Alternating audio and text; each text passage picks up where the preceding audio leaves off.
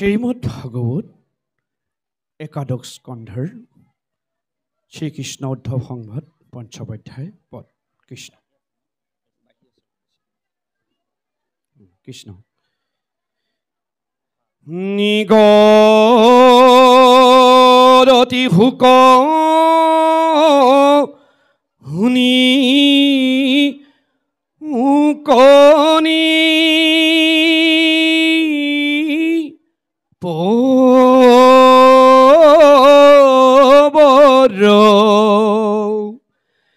ভকতৰ সন্তাপদে হিয়াপি তাম্বৰ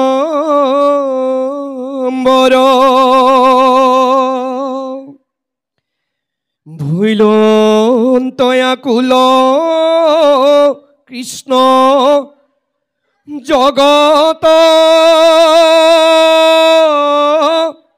জনক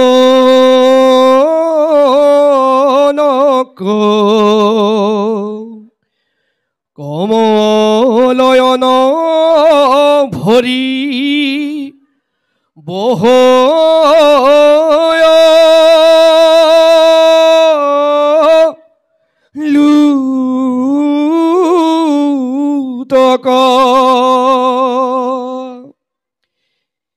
এৰামে পিত বস্তে মুচি মুখ তেজিয়া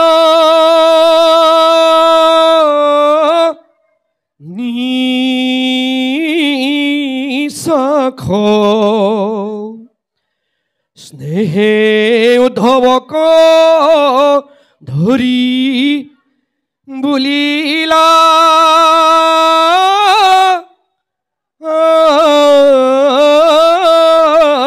সাখ তেজি চিন্তা চিত্ত স্থিৰ কৰাম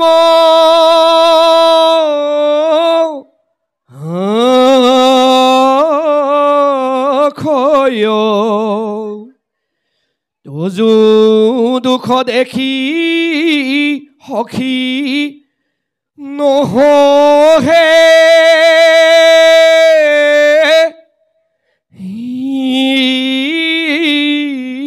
হৃদয় এৰামে স্বৰূপে জানিল তুমি আমাৰ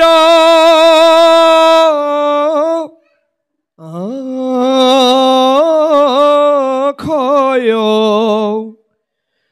বংশ কহংহৰি আৱে চলিবু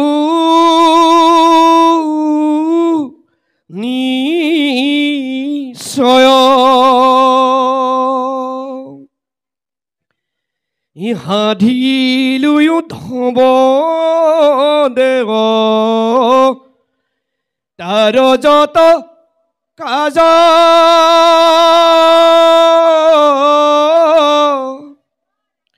নাথাকিব ইঠাইত তো মাত কি বাবাজ দ্বাৰকা নগৰ হাগ ৰত যাইবে তল মই গইলে লোক তুমি লিবেবি মঙ্গল পিৰিবে দুৰ্জন কলি গুচিবে আচাৰ হুইবে অধৰ্মত ৰতি যতে কো প্ৰজাৰ তুমি আমি দুয়ো গইলে মিলিবে নৰ্থ লুপ্ত হইবে জ্ঞানইটো ভকতিৰ পথ হিউ ধৰ্মে পিৰিবে লোক যাইবে অধু গতি ভকুতি ৰাখি তুমি থাকিও সম্পত্তি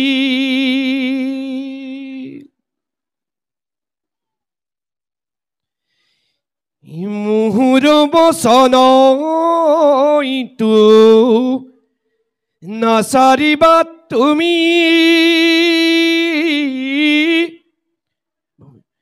শ্ৰৱণ কীৰ্তন প্ৰভ তায়া থকা তুমি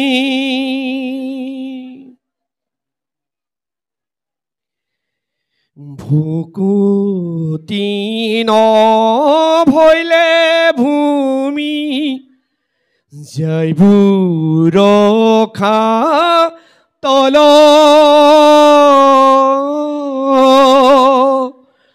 মোৰ আজ্ঞা পালিয়াৰ হিউ মহা বল কিন্তু ঐত নাথাকিবা কহিলো প্ৰকতি মুত চিত দিয়া ফুৰা পৃথিৱী পঞ্জতি যত দেখা হবে মায়া ময় স্বপ্ন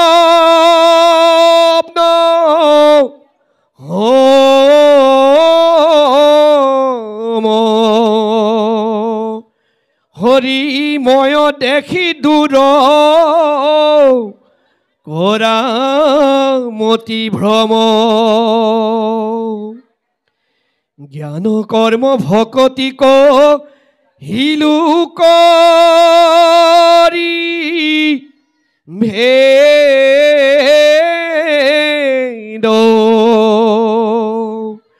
ভকতিৰ পৰম পন্থ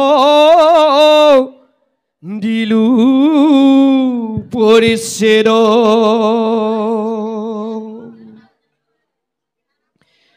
নহি কেউ তম গতি ভকতি পৰে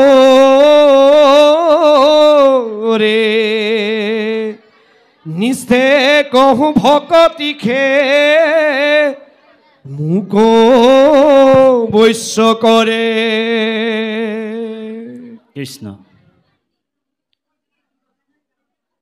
শ্ৰীমন্ত শংকৰ হৰি ভকতৰ জানা যে নকল্পতৰু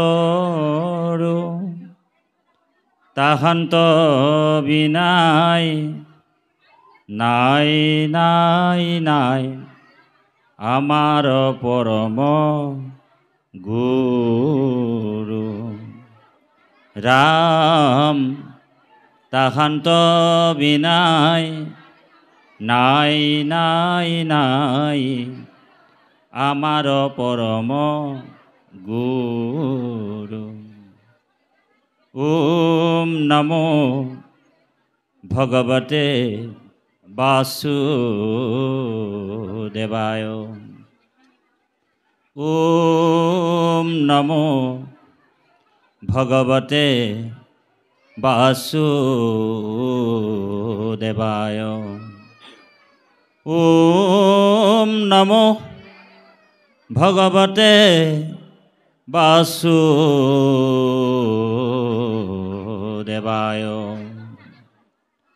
জন্মা ভবাদি মজ্জস্যা তজ্জা সমুতিজৌ নরহ পরম প্রাপুর্নুতি পতকৈপিতম সনাতনম সদানন্দৌ মুপস্ময়ো হৃদি यस्य स्मरणं मात्रेण जन्म संसारो बन्धनो विमुच्यते।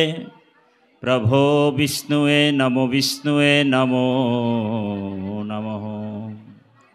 ईश्वरो परमं कृष्ण सच्चिदानन्द विग्रहो अनादि आदि गोविन्दं सर्वकारणं कारणम्। कृष्ण प्रियोतमं स्वप्नो शंकरो परमं गुरु इति वन्दे सत्यं महत्तं पुनः पुनः। नमो समस्त भूतानामादिभूताय भूभृते अनेक रूप रूपाय प्रभु विष्णुवे नमो नमः।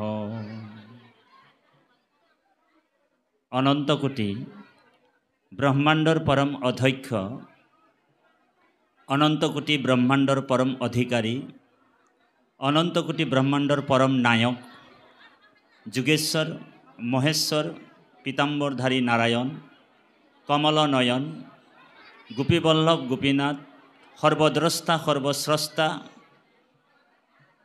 भगवान कृष्णर अभय शरण कमलत कौटि कौटि बार भक्तिपूर्ण सेवा जনোৱা হৈছে। कृष्ण कृष्ण। जितु महामती गुरुजना हरि भक्ति पंथ उपदेश दिया दुखमय संसार पार करे तेनेहेन श्री गुरुर श्री चरणत लक्ष लक्ष हजार हजार कौटि बार भक्तिपूर्ण सेवा जনোৱা হৈছে। कृष्ण कृष्णर कृष्ण। लगते আজি এই চুটিয়াকাৰী বৰনামঘৰৰ 150 বছৰৰ সোণালী জয়ন্তী উপলক্ষে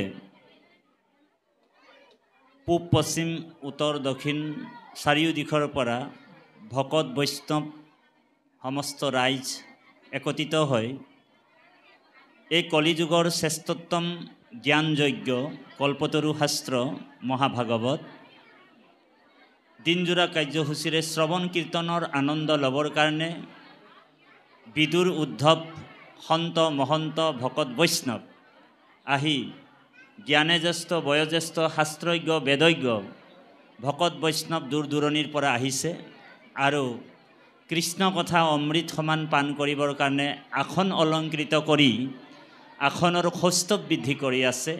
আমি সমস্ত ভকত বৈষ্ণৱৰ শ্ৰীচৰণত ভক্তিপূৰ্ণ সেৱা জনোৱা হৈছে। কৃষ্ণ।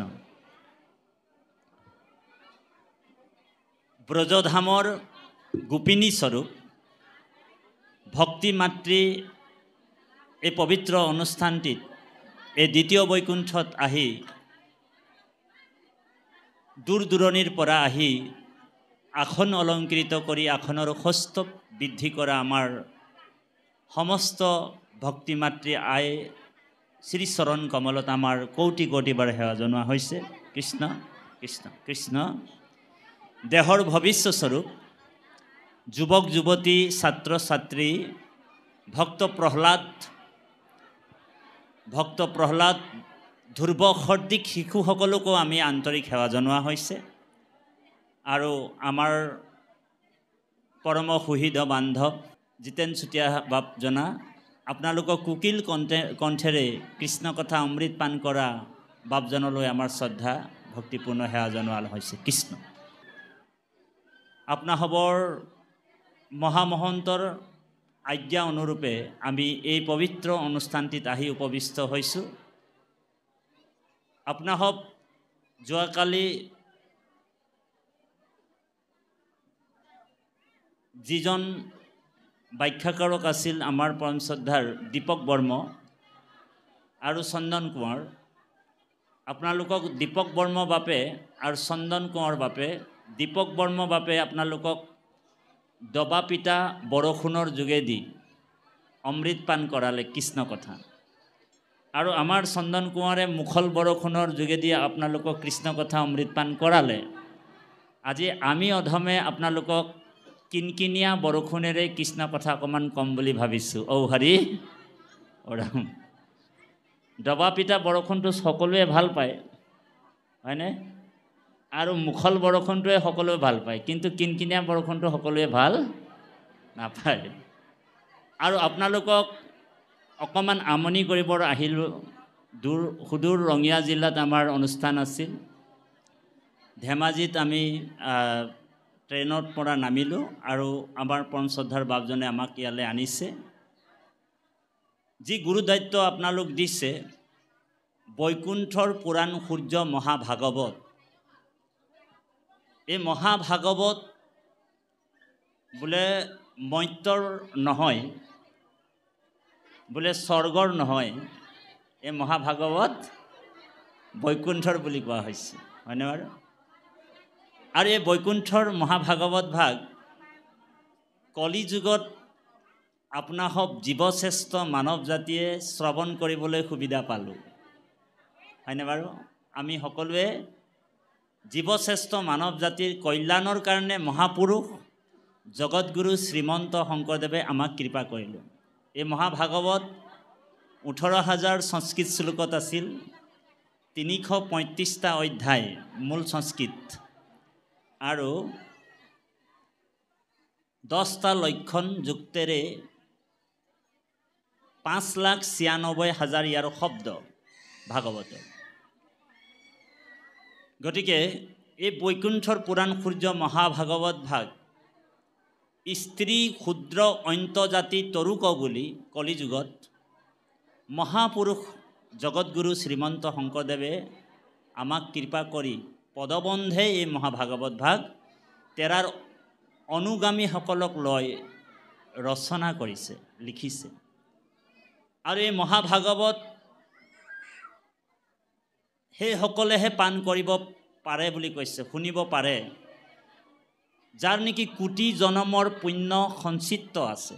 বৰ গুৰুত্বপূৰ্ণ কথা, ধ্যান দি শুনিব। আমি ভক্তিমাতৃ আইসকলকো সেৱা জনাইছোঁ, বাপ সমস্তকো সেৱা জনাইছোঁ, বিনম্ৰ সেৱা জনাইছোঁ, যাতে ভাগৱতৰ কথা আমি 5টা নিয়ম পালন কৰি শুনিবলৈ কৈছে আমাৰ গুৰুজনাই। এই পদবন্ধে আছে, আপোনালোক পাইছে চাগে।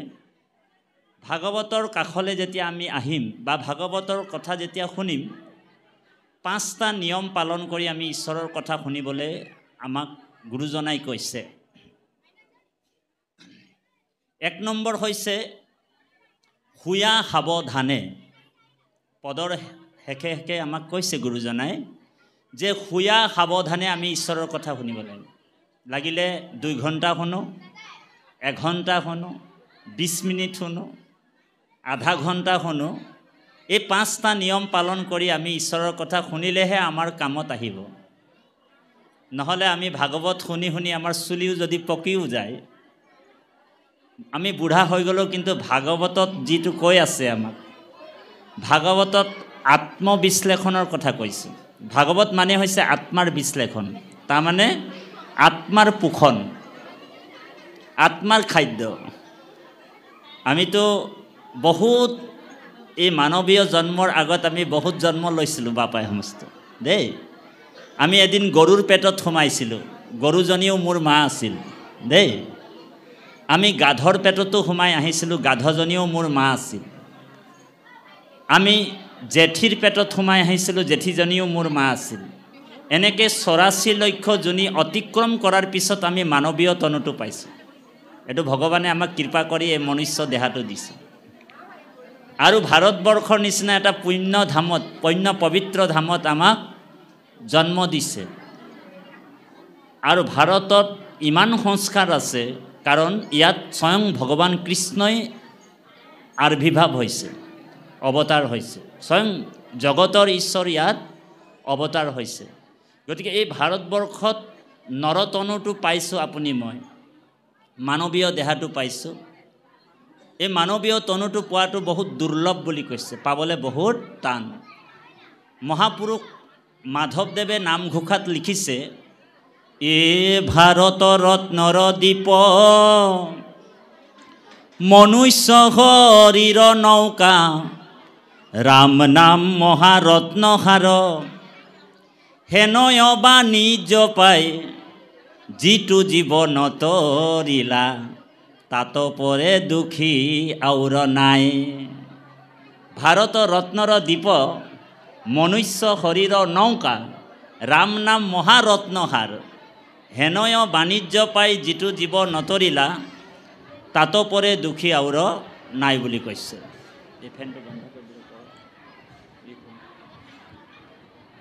গতিকে এই ভাৰত ভূমিত আমি নৰতনু পাইছোঁ।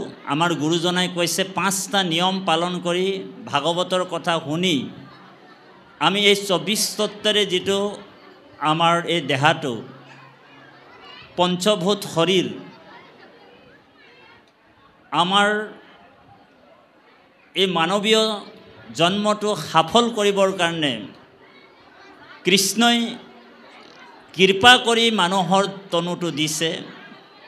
গতিকে আমি আইসকলকো কৈছোঁ, আমি ভাগৱতৰ কথা সাৱধানে শুনিব লাগিব। ভাগৱততে লিখিছে গুৰুজনাই। 2 ভাগৱতৰ কথা আমি একমনে শুনিবলৈ কৈছে। 3 ভাগৱতৰ কথা আমি একচিতে শুনিবলৈ কৈছে। 4 ভাগৱতৰ কথা নিখবদে আমাক শুনিবলৈ কৈছে। আৰু 5 ভাগৱতৰ কথা আমাক সৰ্বজন একত্ৰিত হৈ ঈশ্বৰৰ কথা শুনিবলৈ কৈছে। নিখবদে সাৱধানে একচিতে একমনে আৰু সৰ্বজন, এই 5টা নিয়ম। তেতিয়াহে আমি ভাগৱত শুনাৰ সাৰ্থক আমাৰ লাভ কৰিব পাৰিম বা পায় সমস্ত। আৰু এই হৰি কীৰ্তন য'ত চলি থাকে আৰু আমাৰ বাপজনে কৈ গ'ল যে আমি যদি গ্ৰাম্য কথা পাতোঁ, বৰ গুৰুত্বপূৰ্ণ কথা। হৰি কীৰ্তনৰ সময়ে যিটো থাকে আনো কথা পাতি, বোলে এইফালে হৰি কীৰ্তন চলি আছে, হৰি কীৰ্তনৰ সময়ে যিটো থাকে অন্য কথা পাতি অন্তকালে নিয়াতাকত যমদূতে কৰয় উগ্ৰ শাস্তি বুলি কৈছে। সেই মানুহজনক বোলে যমদূতে অন্তিম সময়ত উগ্ৰ শাস্তি কৰিব, মানে কাণত তাৰ তপত খলা মানে বাই দিব। বুজি পাইছেনে? কাৰোবাৰ যদি শাস্তিটো খাবলৈ মন আছে তেনেহ'লে অকণমান কথা পাতিবলৈ সেৱা জনালোঁ, ঔ হৰি ঔ ৰাম। আৰু যদি কাৰোবাৰ মনটো নাই, কথা মানে এই যমৰজাৰ যিটো শাস্তি পাবলৈ মন নাই, তেনেহ'লে আমি আপোনালোকক সেৱা জনাইছোঁ যে আপোনালোক বিনম্ৰভাৱে ঈশ্বৰৰ কথা শুনক। ৰজা পৰীক্ষিতক যেতিয়া ভাগৱতৰ কথা কৈছিল শুকগুৰুৱে, তেতিয়া 2টা চৰ্ত বান্ধি দিছিলে। সেই ৰজা পৰীক্ষিত, মই তোমাক ভাগৱতৰ কথা ক'ম, কিন্তু তুমি মোৰ 2টা চৰ্ত পালন কৰিব লাগিব, তেতিয়াহে মই তোমাক ভাগৱতৰ কথা ক'ম, নহ'লে মই কিন্তু তোমাক ভাগৱতৰ কথা নকওঁ। তেতিয়া ৰজা পৰীক্ষিতে কৈছে যে গুৰুদেৱ, আপোনাৰ কোন 2টা চৰ্ত মই পালন কৰিব লাগে কওক। তেতিয়া প্ৰথম চৰ্তটো দিছিল যে হে ৰজা পৰীক্ষিত, যে তোমাক মই ভাগৱতৰ কথা ক'ম, প্ৰথম চৰ্তটো হৈছে মই যিমান দেৰিলৈকে তোমাক ঈশ্বৰৰ কথা ক'ম, তোমাৰ মনটো কিন্তু এই স্থানৰ পৰা তুমি কেনিও নিব নোৱাৰিবা। এইটো প্ৰথম চৰ্ত। কাৰণ তোমাৰ মনটো যদি বাহিৰত থাকিব আৰু মই তোমাক ঈশ্বৰৰ কথা ক'ম, ধৰি লওক আমাৰ বাপ এজনে ইয়াত আহি বহিছে, কিন্তু গৰুটোক যেনিবা পথাৰত এৰাল দি আহিছে, গৰুটো পানী খালে ন নাই, মনটো তালৈও যাব আছে। গৰুটোক পানী খালে ন নাই এনেকুৱা ভাৱনা আহি যাব পাৰে, মনটো তালৈ গুচি যাব। আৰু ইয়াত আহি বহি আছে ঈশ্বৰৰ কথা, মানে ফিজিকেলি তেওঁ ইয়াত বহি আছে, মোৰ ফালে চাই আছে, কিন্তু মনটো ইয়াত নাথাকিবও পাৰে। বৰ গুৰুত্বপূৰ্ণ কথা। আমাৰ আইসকলে যেনিবা ইয়ালৈ আহিছে, আমাৰ ৰহিলা আইগৰাকী মোৰ ফালে চাই থকাটো চবেই দেখিছে যে আইগৰাকী মোৰ ফালে চাই আছে, কিন্তু মনটো ইয়াত নাথাকিবও পাৰে। ঘৰত বোলে দৰ্জাটো বন্ধ কৰিলোঁ, কিন্তু পাকঘৰৰ খিৰিকীটো খোলা থৈ আহিলে নেকি, হয়নে বাৰু? মনটো তালৈও যাব পাৰে। গতিকে সেইকাৰণে কৈছে যে মই তোমাক ঈশ্বৰৰ কথা ক'ম, মনটো তোমাৰ যদি বাহিৰত থাকিব, ফিজিকেলি তুমি ইয়াত থাকিবা, তোমাৰ কি হ'ব? অশ্ৰদ্ধা হৈ যাব। আৰু অশ্ৰদ্ধাজনক যদি আমি ঈশ্বৰৰ কথা কোৱা হয়, অশ্ৰদ্ধায়ে হেলায়ে নপাতে কাণ, তাকো দেই যিটো নামৰ দান, সিও নামৰ দ্ৰোহী হৈ যায় আমিও সেইকাৰণে আমাক আমোচন পাপ লাগি যাব বুলি কৈছে ৰজা পৰীক্ষিতক কৈছে যে হে ৰজা পৰীক্ষিত তোমাৰ একো নহয় কিন্তু মই যে কম ঈশ্বৰৰ কথা তোমাক তোমাৰ দুখ নহয় কিন্তু মোৰ কিন্তু আমোচন পাপ লাগি যাব সেই বুলি প্ৰথম সত্যটো দিছে আৰু দ্বিতীয়টো সত্য দিছিলে কি যে হে ৰজা পৰীক্ষিত মই তোমাক ভাগৱতৰ কথা কম যিমান দেৰিলৈকে তোমাক ঈশ্বৰৰ কথা কম তুমি কিন্তু জলৰ বাহিৰে পানীৰ বাহিৰে তুমি একো অন্ন বা ভোজন কৰিব নোৱাৰিবা এইটো দ্বিতীয় সত্য গতিকে হে বাপাই সমস্ত আজি 5200 বছৰ পূৰ্বে ভাগৱত পৃথিৱীলৈ আহিছিল গংগা নদীৰ পাৰতে অভিশপ্ত ৰজা পৰীক্ষিতকে ভাগৱতৰ কথা শুকগুৰুৱে শ্ৰৱণ কৰাইছিল আৰু আজি আমি 5000 বছৰ পাছত আমি ঈশ্বৰৰ কথা আজি এই আমাৰ চুতীয়াকাৰী বৰ নামঘৰত আপোনালোক আমি শ্ৰৱণ কৰিছোঁ আৰু গোটেই অসমতে এতিয়া ভাগৱত পাঠ আৰু ব্যাখ্যা চলি আছে হয়নে বাৰু গতিকে আমি কলিযুগৰ মানুহৰ আয়ুটো কম 1 2 নম্বৰ মনটো চঞ্চল 3 নম্বৰ মনটো মলিন হয়নে বাৰু আৰু বেছি সময় আমি ঈশ্বৰৰ কথা শুনিব নোৱাৰোঁ ৰজা পৰীক্ষিতৰ নিচিনা আমি 7 দিন 7 ৰাতি একেৰাহে বহি আমি ঈশ্বৰৰ কথা শুনিবলৈ আমাৰ ধৈৰ্য আছেনে বাপাই সমস্ত নাই বা তাতি বাপু আপোনালোকক 7 দিন ভাগৱতৰ কথা শুনোৱা আমাৰো ধৈৰ্য নাই কলিযুগৰ মানুহ গতিকে যিমানকণ সময় আমি ঈশ্বৰৰ কথা শুনিম কৃপা কৰি আপোনালোক লাগিলে আধা ঘণ্টা শুনক 20 মিনিট শুনক নিজৰ জীৱনটো কৃপাধন্য লাভ কৰক একান্তভাৱে শুনক আপোনালোক বিভোৰ হৈ যাব ঈশ্বৰৰ কথা শুনি কাৰণ ভগৱন্তই কৈছে শুকগুৰুৱে কৈছে অল্পকালে সাধে সিদ্ধি কৃষ্ণৰ ভকতি দুই দণ্ডে পাইলা গতি খটাঙ্গ নিৰপতি স্মৰণম মাত্ৰেন জন্ম সংসাৰ বন্ধন বিমোচতে ভগৱন্তৰ কথা বা ভগৱন্তৰ কথাৰ লগত জড়িত হোৱা নবিধ ভক্তিৰ লগত জড়িত হোৱা যিজন জীৱশ্ৰেষ্ঠ মানৱ স্মৰণ কৰাৰ লগে লগে তেওঁ জন্ম সংসাৰ বন্ধনৰ পৰা মুক্তি পাব পাৰে বুলি কৈছে ভাগৱত নিৰ্ণয় কৰিছে গতিকে বাপাই সমস্ত আমি এই পৰমাত্মা ভগৱন্তৰ কথা কলিযুগত আপুনি মই যে শুনিবলৈ পাইছোঁ আমাতকৈ ভাগ্যৱান মানুহ আৰু এই সংসাৰত নাই আজি এই চুতীয়াকাৰী বৰনামঘৰৰ যিমান বাপ আই যুৱক যুৱতী একত্ৰিত কৰি আমি যে ঈশ্বৰৰ এই অনুষ্ঠানটো পাতিছোঁ ইয়াত যিসকল জীৱাত্মা আছে সকলো জীৱাত্মা সংস্কাৰী হয় দেই বাপ পূৰ্ব জন্মতে আপোনালোকৰ সংস্কাৰ আছে ভাগৱতে সিদ্ধান্ত দিছে 100 কোটি জনমৰ ভৈলা মহাভাগ নৰ হৰি ৰক জীৱে তেবে পাৱে লাগ 100 কোটি জন্মৰ যাৰ পুণ্য আছে সেইজনে নৰ হৰি ৰক জীৱে তেবে পাৱে লাগ তাক মূৰ দয়া যেবে ভৈলা প্ৰতি আহি সেহিহে কৰিবে পাৰে আমাৰো ভকতি কৃষ্ণই নিজে কৈছে দেৱা আকৌ দশম স্কন্ধত গুৰুজনাই ভাগৱতৰ কৈছে এই ৰাম 100 কোটি জনমৰ মহাপাপ ছয় যিটো মনুষ্যৰ নিৰন্তৰে ভৈলা ক্ষয় হিজন কৃষ্ণ কথা শুনিবাক পাৰে পাপীৰ কাণত পাপ হুচি হেন তাৰে 100 কোটি জনমৰ মহাপাপ ছয় যিটো মনুষ্যৰ নিৰন্তৰে ভৈলা ক্ষয় হিজন কৃষ্ণ কথা শুনিবাক পাৰে পাপীৰ কাণত পাপে খুচি হেন তাৰে পাপীজনে ঈশ্বৰৰ কথা শুনিব নোৱাৰে বা সুবিধা নাপায় আমাৰ এই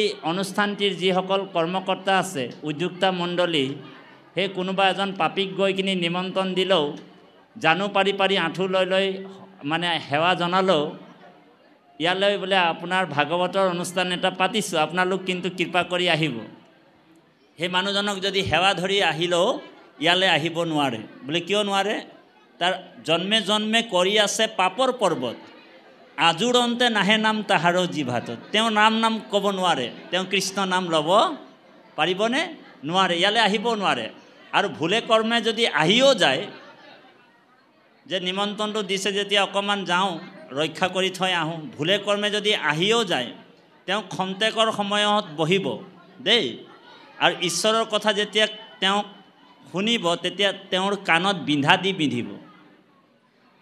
বিন্ধিব আৰু অকণমান দেৰি পিছত খুচমুচ কৰিব এবাৰ এনেকুৱা কৰিব এবাৰ এনেকুৱা কৰিব খুচমুচ কৰিব আৰু লাহেকৈ উঠি গুচি যাব ঔ হৰি ৰাম তেওঁ বেছি সময়লৈকে কিন্তু ঈশ্বৰৰ কথা শুনিব নোৱাৰে তেওঁৰ ধৈৰ্য নাই ভাগৱতৰ কথা সেইকাৰণে ভাগৱতৰ প্ৰথম স্কন্ধতে শুকগুৰুৱে ঘোষণা কৰিছে অপূৰ্বতে নজানে কেব অ পৃথিৱীত শুক দেৱ অকলি যুগে কৰিলা প্ৰচাৰ বিচাৰি নিশ্চয় কৰি পিয়ায়াক কৰ্ণ ভৰি মহা ভাগ্য আছে যাৰ নেকি মহাভাগ্য আছে বোলে অকল ভাগ্য থাকিলে বোলে 10 লাখ টকাৰ লটাৰী লাগি যাব পাৰে ভাগ্য আছিল তেওঁ 10 লাখ টকীয়া লটাৰী এটা পাই গ'ল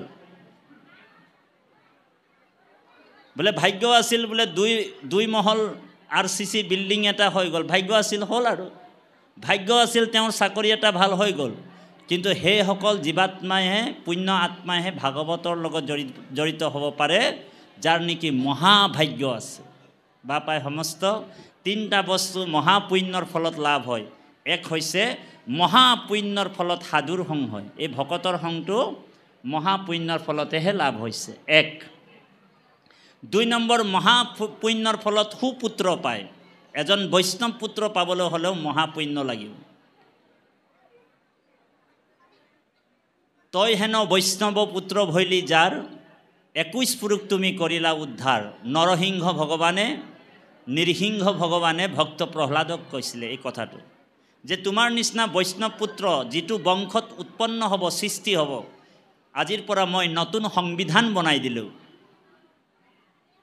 যে আজিৰ পৰা এনেকুৱা এটা সংবিধান আগত নাছিল পূৰ্বত নাছিল যে তই হেন বৈষ্ণৱ পুত্ৰ ভৈলি যাৰ 21 পুৰুষ তুমি কৰিলা উদ্ধাৰ বৰ্তমানৰ 7 পুৰুষ আৰু ভৱিষ্যতৰ 14 পুৰুষ উদ্ধাৰ হ'ব সেইকাৰণে আমি এজন বৈষ্ণৱ পুত্ৰৰ সৃষ্টি কৰিব লাগিব আমি আইসকলক কৈছোঁ আৰু 3 হৈছে মহাপুণ্যৰ ফলত সুপত্নী পায় সুভাৰ্যা পায় যিগৰাকী পত্নী ধৰ্মপৰায়ণী যিগৰাকী পত্নী সুনীতিপৰায়ণী যিগৰাকী পত্নী ভক্তিপৰায়ণী সেইগৰাকী পত্নী আপোনাক ভগৱত ভক্তি আগবঢ়াব আৰু নিজৰ স্বামীজনক পতনৰ পথৰ পৰা ঘূৰাই আনাটোকে পত্নী বুলি কৈছে নিজৰ স্বামীজন যদি কেনেবাকৈ যদি পতনৰ ফালে গৈ আছে ঔ হৰি ঔ ৰাম কৰি ঢেলেং পেলেং কৰি থাকে স্বামীজন আৰু সেই স্বামীজনক যদি ঈশ্বৰৰ ভগৱত ভক্তিৰ ফালে আনিব পাৰে ঈশ্বৰৰ দুই এষাৰ কথা কয় ভগৱন্তৰ ভকতৰ সং দিয়াব পাৰে সেইগৰাকী আচলতে সেইগৰাকীকে পত্নী বুলি কোৱা হয় যিগৰাকী ধৰ্মপৰায়ণী বা ভক্তিপৰায়ণী হয় কিন্তু যিগৰাকী পত্নীয়ে বাপজনক নামঘৰত আহিবলৈ বাধা দিয়ে ভকতীয়া অনুষ্ঠানত আহিবলৈ বাধা দিয়ে ঈশ্বৰ সেৱাৰ পৰা বঞ্চিত কৰি ৰাখে সেইগৰাকী পত্নী কিন্তু নিজৰ স্বামীজনক নৰকৰ ফালে লৈ যাব বৰ গুৰুত্বপূৰ্ণ কথা আমি অকণমান নিজৰ ভাষাটো লগাইছোঁ বেয়া পাব নেকি আপোনালোক যিগৰাকী পত্নীয়ে আপোনাক ক'ব যে আজিও গেলি তুই ভাগৱতে বোলে কালিও গেলি তুই ভাগৱতে সব দিন যদি ভাগৱতে যাই থাকবি তো ঘৰেৰ বাজাৰটা কে কৰবে তেনেকুৱা এগৰাকী যদি পত্নী পাই যায় তেনেহ'লে ঔ হৰি ৰাম আমাৰ আইসকলক আমি সেৱা জনাইছোঁ আপোনালোকো নহয় বাৰু এই স্থানৰ নহয় কিছু ক্ষেত্ৰত দেখা যায় আইসকলক যদি নিজৰ স্বামীজন কয় যে হৰি শুনিছানে বোলে কি হ'ল বলা বোলে নামঘৰলৈ যাওঁ তেতিয়া আইগৰাকী কি কয় জানেনে বোলে আইগৰাকীৰ 66টা বেমাৰ দেখুৱাই দিয়ে বোলে মোৰ ভৰি বিষ আঁঠু বিষ কঁকাল বিষ আজি আপুনি আগবাঢ়ক সেই বুলি কয় হয়নে কিন্তু আইগৰাকীক যদি কোৱা হয় হৰি বলা শ্বপিং কৰিবলৈ যাওঁ তেতিয়া লগে লগে আঁঠু বিষ ভৰি বিষ চব ভাল হৈ যাব 2 মহল 3 মহল মানে বিগ বজাৰ বিশাল মাৰ্কেট একদম দৌৰি দৌৰি উঠি যাব হয়নে বাৰু কিন্তু নামঘৰৰ ফালে যদি কোৱা হয় বোলে নামঘৰলৈ যাওঁ বুলি ক'লে আঁঠু বিষ পেটৰ বিষ ভৰি বিষ বুলি কয় কিন্তু আমাৰ আইসকল নহয় বাৰু তেনেকুৱা কৃষ্ণ